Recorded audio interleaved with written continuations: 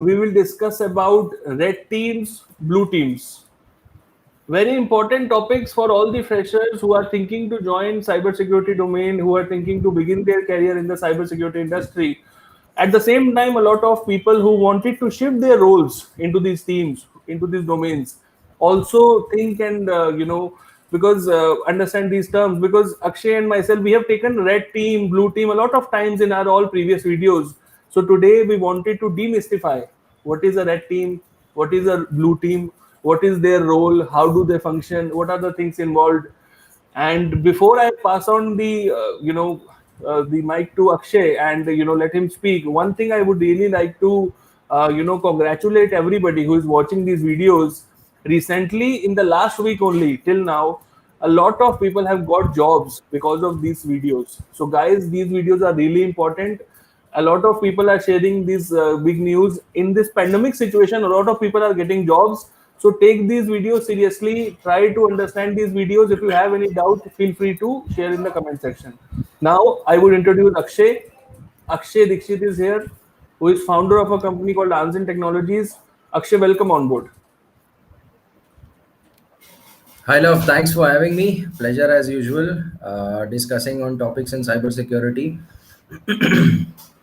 So, in a similar fashion, the topic for today that we are going to cover is basically get an understanding of what a red team and a blue team means in terms of cybersecurity for an organization.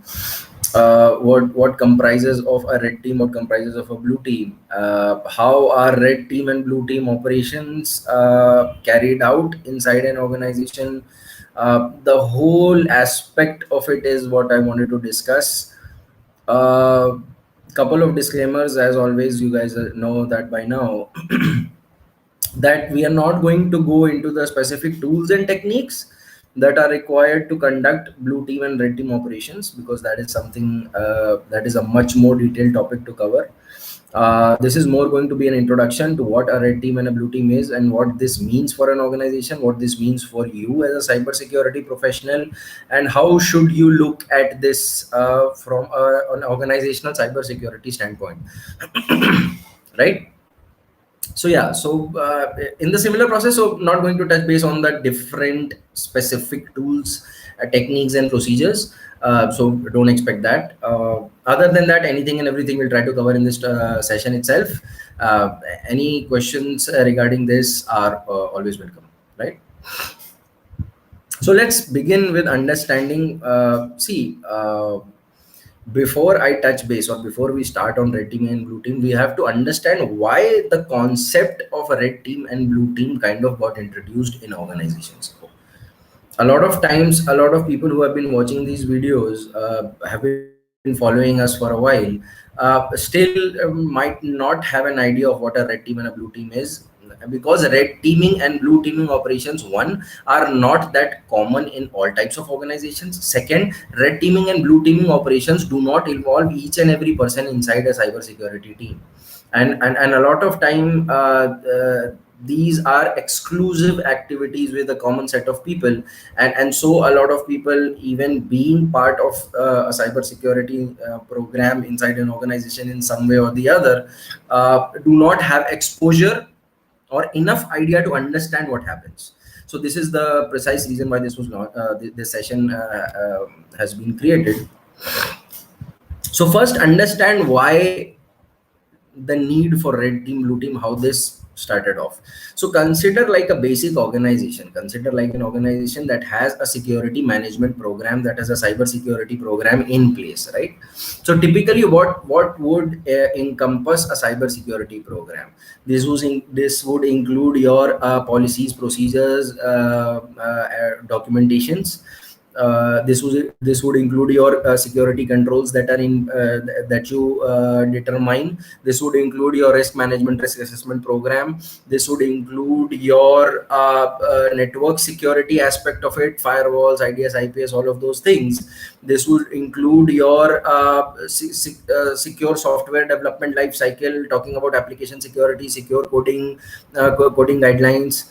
Also include your vulnerability assessment and penetration testings, right? So this is something which has been going on inside organizations for a while. And understandably and theoretically on paper, this should be enough to maintain or protect an organization from different types of attacks, right? Because you have security solutions in place. You also to add to this, you introduce a SOC, which is a security operation center, which already has a robust monitoring mechanism. Then you have your SOC people going through the whole process, the workflow of SOC, and identifying different types of alerts, your antivirus is doing their scans. So everything, like I'm talking about the whole cybersecurity operations.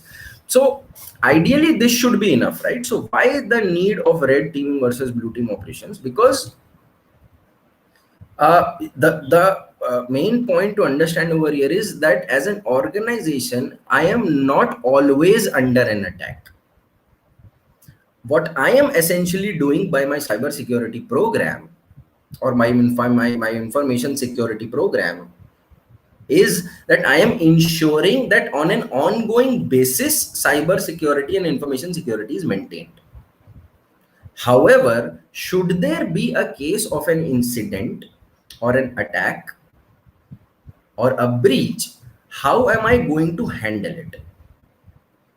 Now, for me to understand how I'm going to handle it, there are two aspects to it. First of all, I should know what types of attacks are out there, how somebody might be able to attack me. That is one. Second, how will I be able to understand the different types of attacks that are going on in my organization as they are happening? How am I going to, first, how am I going to understand that there is an attack that is happening? Second, how am I going to identify which type of attack it is? And third, how am I going to respond to that attack? Now, all of this in a sense is basically being carried out by my internal information security team itself, right? But I need to prepare for a real world attack and defense scenario. And when real world attack and defense scenario comes in, that is where red teaming and blue teaming concept comes in. So earlier on, how it used to happen was that information security team used to have something called as a tiger team. Now, this tiger team, even in your cybersecurity company, or even in your cybersecurity organization, even in your organization and as a cybersecurity unit, there are people with different types of skills. But they used to keep a set of really highly skilled people who are very good at what they do, like extremely good with a lot of experience, lot of in-depth knowledge whatsoever, whether be it on the defense aspect or an attack aspect. And they used to form what is called as a tiger team. Now, from time to time, this tiger team used to do surprise audits, surprise assessments, surprise checks and balances to ensure that the program in itself is running fine. And should there be an attack or a catastrophic situation, the organization should be ready for it, right? So the aspects that come, so this was the tiger team. Why this is there? Because first I need to understand whether I am prepared to handle a breach. See, there is something called as a breach preparedness, which is to say, should a breach happen, will I be able to handle it? Even before that, will I be able to counteract a breach? My first point is a breach should not happen at all, right? So what I want to do is I want to ensure that a breach should not happen in the first place. The second thing is, should it happen, will I be able to identify it? Will I be able to contain it? Will I be able to respond to it? Now, with the complexity of organizations growing, with these things growing, this tiger team in itself and this operation in itself was not able to cater to the different types of attacks that keep on happening. So this concept then broke down into two different aspects of red team and blue team. Now, what is a red team? Now, by any logic, forget cybersecurity. In any case, in any operation, in any department, red team is basically a team which attacks, and blue team is a team which defends. So from an attack perspective, it's a red team. From a defense perspective, it's a blue team. So now let's relate this to cybersecurity.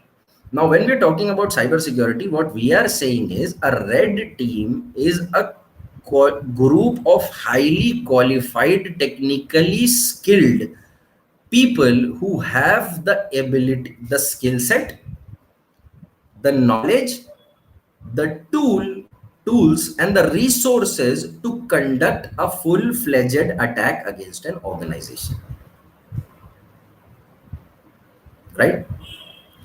Blue team is a group of skilled, highly skilled, uniquely skilled people, a combination of different skill set of people, which is able to monitor, detect and respond to an active breach or an active attack or an active attempt of an attack.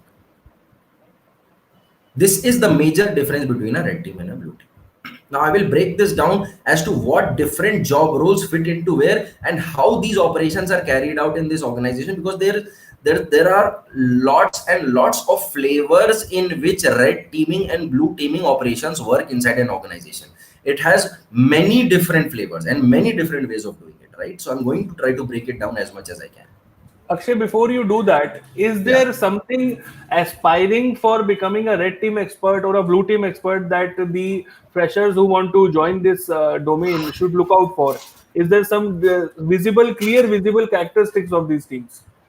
Yes, yes, love. So a red teaming person is a person who not only understands an attack, will be able to conduct a real, live, practical, actionable, flexible, scalable, changeable, adaptable attack against an organization. So it requires you start from the scratch and you aspire to you become aspire to become a red teamer. Now what are the different skills? I will be talking about this in detail from a blue teaming perspective. A blue team, if you aspire to become a blue team, a blue teamer is a person who understands different types of attacks, has a complete understanding of the organizational secure the tools, technologies, procedures in place that are there to defend, and at real time will be able to take a judgment of which technology, which tool, which process to use to respond to that attack. Ah, okay, okay. So a lot of things are present. A red teamer will have an arsenal. A blue teamer has a lot of resources, organizational resources. But Right. what to utilize? And adapting, the red teamer adapts to the blockages, and a blue teamer adapts to the change in the attack. So it's a Ah, constant battle. So it's a real-time, high-pressured scenario where a red teamer and a blue teamer will thrive the most. there would be a lot of scenarios, Akshay, where companies would be sponsoring such type of competitive events also. You must have seen Yes. them, right? Where these Yes. teams actually combat in real time. Exactly. Yeah. In the same way, love. So that's what my next point was going to be. So how are these operations carried out? Ah, Right. yeah. Okay. So before that, I guess before that, let me throw a light on who becomes a red teamer, who becomes a blue teamer, because I guess people will be interested in that. Yes, yes, of So course. Yeah. let's take a red teamer concept. So a red teamer will typically be a person, from a very practical sense, if I should tell you, he is the person who has complete knowledge of different types of attacks, right? So he has excellent offensive security skills. A red team will comprise of people with different level of skills, but let me tell you what is the combined skill set of a red team. Combined skill set of a red team is a penetration tester, right? A person who can create exploits, who can create scripts, who has good deep understanding of offensive security attacks, not just from a basic penetration perspective, like at a grade of a red teamer. So you have to be an offensive security expert. When I say offensive security expert, penetration testing should be your most basic skill set. Ability to make and modify scripts with the time, I mean, as the attack proceeds. Ability to plan an attack, ability to focus on the entire life cycle of the attack, complete understanding of the cyber kill chain, full knowledge of which aspect of an attack will come at which stage, having knowledge of evasions of different security technologies, how to evade a firewall, how to bypass an IDS IPS, how to go undetected, how to create executables with undetectable signatures, something that will not be able to get detected by your common antivirus EDR solutions, so on and so forth. Programming skill is a must. Good hands-on on shell coding, good hands-on on Python programming, good hands-on on PowerShell is a must for a great red teamer. Now, how this career growth happens is you start off with vulnerability assessment, you get your hands dirty on penetration testing, you become a great penetration tester, you get your hands dirty on offensive security skills, you learn programming languages, you learn how to create your own scripts, own shells, own exploits, you practice on lab environments, you understand the concept of cyber kill chain, you get hands-on industry experience, and you become a red teamer.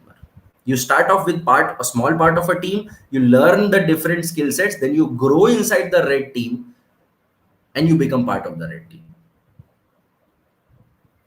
Now a red team essentially Love might have 4 or 5 different peoples with different skills. Somebody may be good at penetration testing, somebody may be good at scripting, some may be good at creating malicious executables, everything. Some may be good at programming, all of these combined. But a red team lead is the guy who creates the plan of the attack. A red team operation fails without a good red teaming strategy. That is to say, that the initial planning and preparation phase of a red teaming exercise is the key. And the more time you spend on the planning and preparation of a red teaming activity, the better chances are that you will succeed in this attack, in the red teaming activity. So this should be Now, done from a yeah, strategic standpoint, right? very Yeah. much. In fact, weeks and weeks are spent just on planning and preparation, because after that it becomes easier to carry out the rest of the things. If people have watched my CKC cyber kill chain video, you understand that there's a reconnaissance, weaponization, delivery, exploitation, installation, command and control, and action on objectives. So even before all of this, the planning and preparation comes in, and this CKC fits in planning and preparation. CKC, your action on objective is the prize. So red teaming activity is basically a controlled activity that is known to an organization. Organization knows about it. The organization knows who are the people who are going to do it. They don't know how they are going to do it. They don't know the tools and techniques, but they tell them that okay, in this time frame you will now attack my network, my organization, my assets, and there is a price that you have to achieve. So their action on objectives will be defined. So a strategy has to be devised, showcased to the CISO and the senior manager or the people, and get an approval on, and then a red teaming activity proceeds. You can't go haphazard, you can't go haywire, right?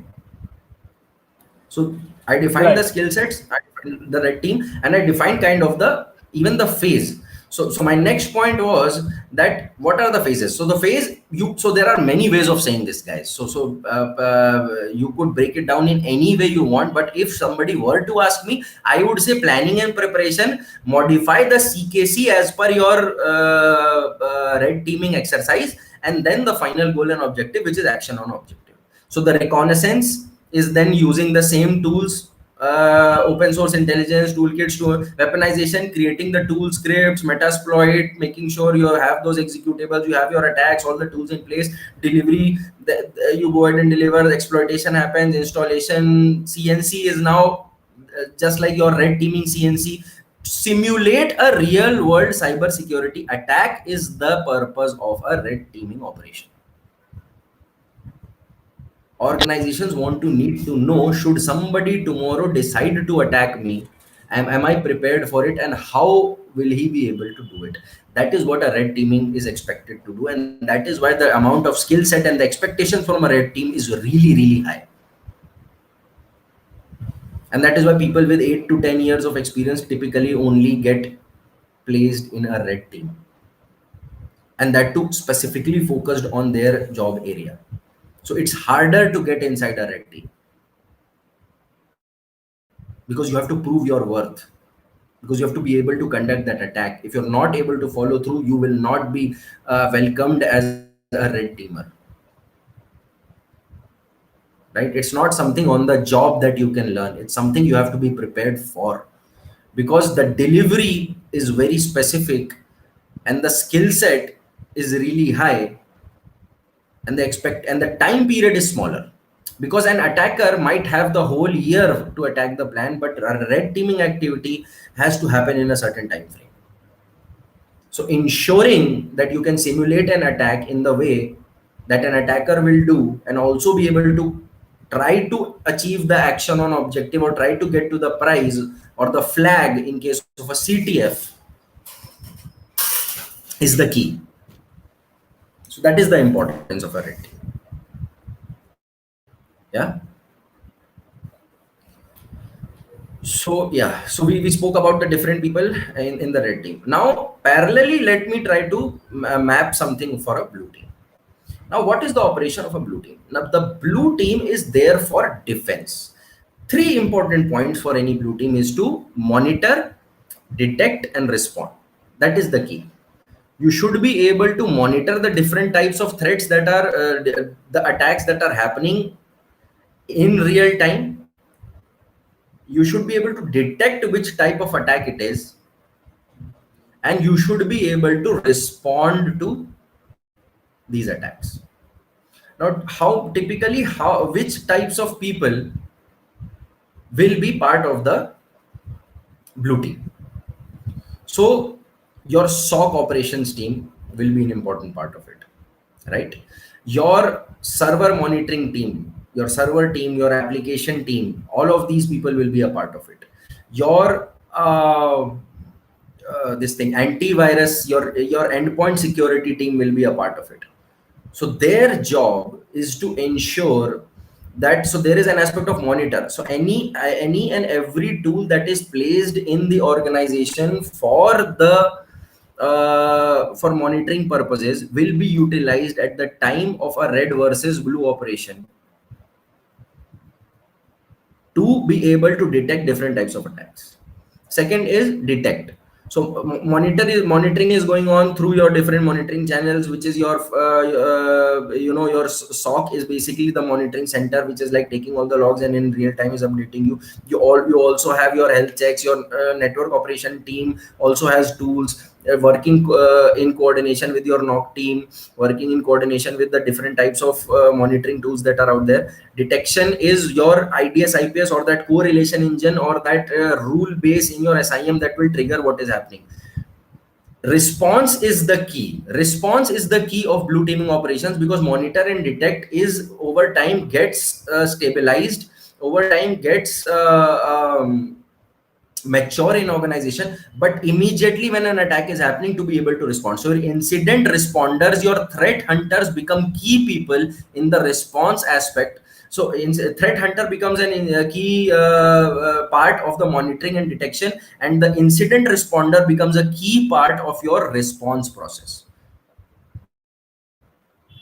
So all of these people together, senior people with the knowledge. So there will always be a blue team lead who at point in time will be able to pick and choose what solutions to do. Whether this attack requires me to do a DNS audit, whether this attack requires me to go into the web server logs, whether this attack requires me to get into the registry level, whether this attack requires me to check the error pages. This type of knowledge at real time should be able to be implemented, and there should be a team supporting in real live scenario to be able to help. So this is a blue team operation. Now the third part of it is, Love, that what are the different ways in which teams engage in red team and blue team operations. So typically blue team is in-house. In most of the cases, blue team is in-house. Red teaming, either you can develop in-house red teaming capabilities where you can grow and hire skilled people to form a red team who continuously do red teaming activities, or you can hire a third party, much like my company, to perform regular red teaming activities for you, because in that case you don't have to worry about, because you are basically worried about the security aspect, the monitor, detect and respond. Ultimately you want to make sure that you are hack proof as much as possible, right? You are protected from breaches. That's your key, that's your aim. So these are the different ways you can have both team in house. You can have a red team outside and your blue team inside. Now how typically a red teaming versus blue teaming operation works is, you identify and you hire, if you hire a red team or you have a red team, you call them, you sit with the CISO and they understand what are the different types of controls that need to be evaluated, whether the scope is the entire security posture or it is a specific tools and technologies. All of that will be understood. You understand what are the different targets and scopes. The red teaming expert, red team lead, will then make a plan on how much time I will take in all the stages, planning and preparation and all the CKC activities. The timeline approval is taken.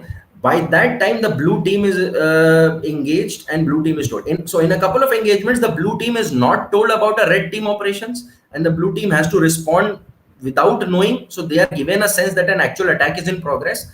There could be another flavor where a blue team is informed there is going to be an attack and they have to work.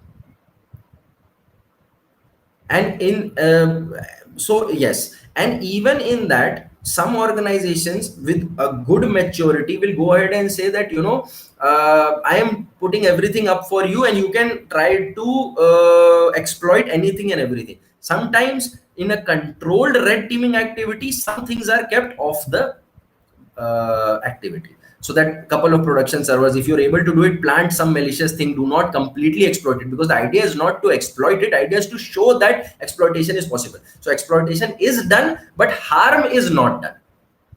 So everything is done in a benign way, just to show that I was able to enter in the server, I was able to create the credential, I was able to create the user, or I was able to steal the password file. The intention is not damage. The intention is evaluation of different controls I have, evaluation of my operations. This is this is a red versus blue. So either red teaming goes in normal and blue team operation gets evaluated. Sometimes specifically red versus blue, like Luv you said, these challenges that companies keep, these are more like red versus blue operations. And in couple of other, so a lot of times internally the company will sit and they will check whether something is happening or not. Now the red team will tell you how much of the targets that they planned out in the red teaming activity were they able to achieve. They will tell you how many attacks they conducted after the attack has happened, after the whole activity has happened.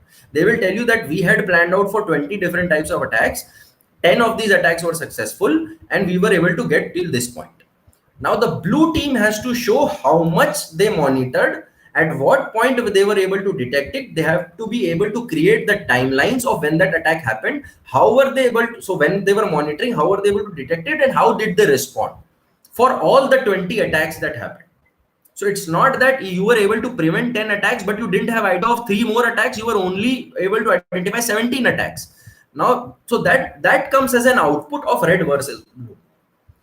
Whether how much strong is my monitoring, how much strong is my detection, and how much strong is my response. And based on that output of this activity, the CISO and the team can then focus on strengthening those specific areas.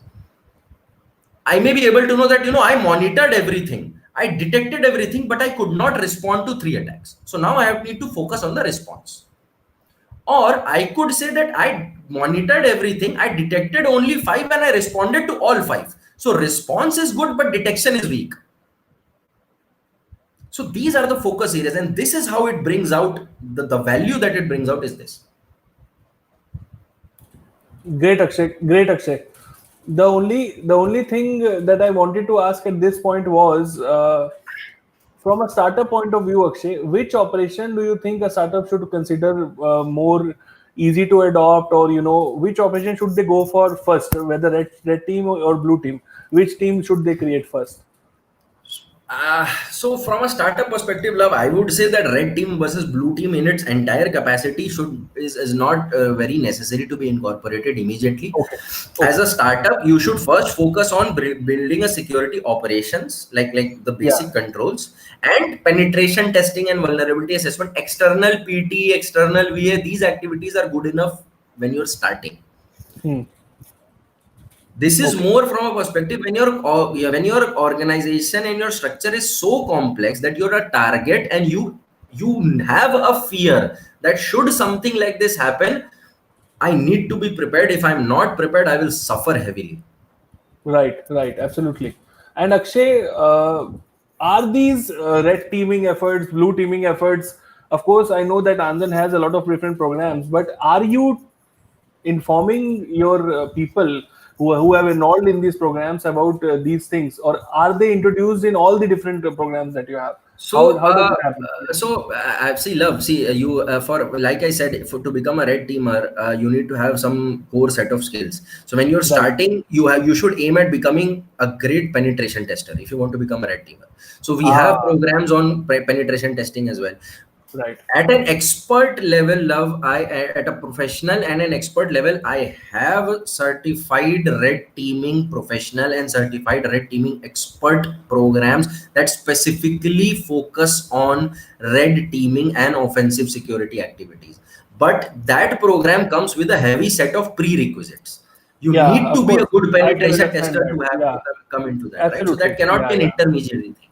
So No, there's no, a no, no. Of growth course. path. Yeah, There's a growth path that you start with. yeah. So you With start the with a penetration trajectory. testing Yeah, program, yeah. Right, then you right, become a red teaming professional, then you become a red teaming expert. And right. that path, if you take, then there's no stopping you. Great, Then great, be it any operating system, any server, any kernel, any language, we make you the master of it, great, great. because we engage with our clients on red teaming activities more than I can tell. We also help support the blue teaming. So there's a concept of purple team, which is like a combination of red and blue team. So sometimes Ah, what we do is we sit and we put like a purple hat, and we are sitting and we are also monitoring how red team is doing. We are also monitoring how blue team is doing, and we prepare a common report and present it to the client. So, like I said, Love, there are different flavors. You can have a very small subsidized version of a red team versus blue team operation, where you want to test only a couple of servers. You can place a vulnerable VM over there, put a lot of controls, firewall, monitoring activity, and see whether they are able to exploit that vulnerability. That's a very subsidized and a smaller, not a large scale, but yet a smaller flavor of a, like a lighter version of a red versus blue operation. So that just depends. See, because it's again, red teaming as a blue teaming is a general concept, but red teaming activity and blue teaming activity is very specific to what I need as an organization at that point in time. Two different red teaming subsequent activities will be completely different, because the attacks have changed, the defenses have changed, the server has changed, the application has changed, and all of this has to be in real time. No dummy data has to be provided, because otherwise it would become vulnerability assessment and penetration testing itself, I because was that's a, about to say that. Yeah, yeah, yeah, because that's a absolutely. completely controlled activity. Yeah, So this is pretty much, Love, the gist of it. great. One